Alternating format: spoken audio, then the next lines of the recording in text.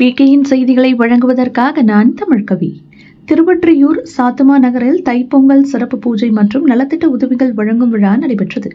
திருவொற்றியூர் சாத்தமா நகர் ஐயப்ப பக்தஜன சபாவின் 49ஆம் ஆண்டு விழா மற்றும் ஆன்மீக சமூக சேவை சங்கத்தின் 22ஆம் ஆண்டு நலத்திட்ட உதவிகள் வழங்கும் விழா கடந்த டிசம்பர் மாத இறுதியிலும் தைப்பொங்கல் திருநாளான சாத்தமா நகர் பெருமாள் கோயில் தெருவில் உள்ள அருள்மிகு செல்வ விநாயகர் ஆலயத்தில் நடைபெற்றது.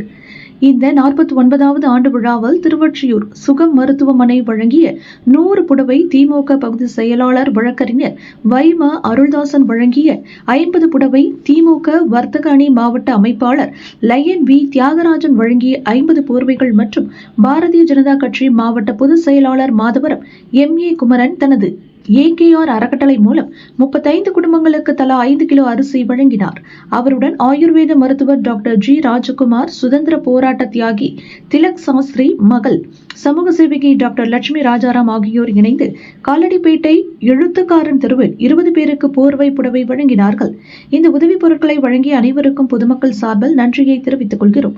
அதேபோல் தைப்பொங்கல் திருநாளுக்காக வாசகம் குடும்பத்தாரின் 5 குடும்பங்களுக்கும் தைப்பொங்கல் பரிசு வழங்கிய திமுக தலைமை கழக வழக்கறிஞர் மாமன்ற கவுன்சிலர் கவி கணேசன், வீராசாமி, வட்டக்கழக செயலாளர் கவி சதீஷ்குமார் அவர்களுக்கும் அதிமுக தகவல் தொழில்நுட்ப பிரிவு காஞ்சிபுரம் மண்டல தலைவரும் மாமன்ற கவுன்சிலரான டாக்டர் K கார்த்திக் அவர்களுக்கும் எங்கள் வாசகம் குடும்பத்தார் சார்பில் மனமார்ந்த நன்றியை தெரிவித்துக் கொள்கிறோம்.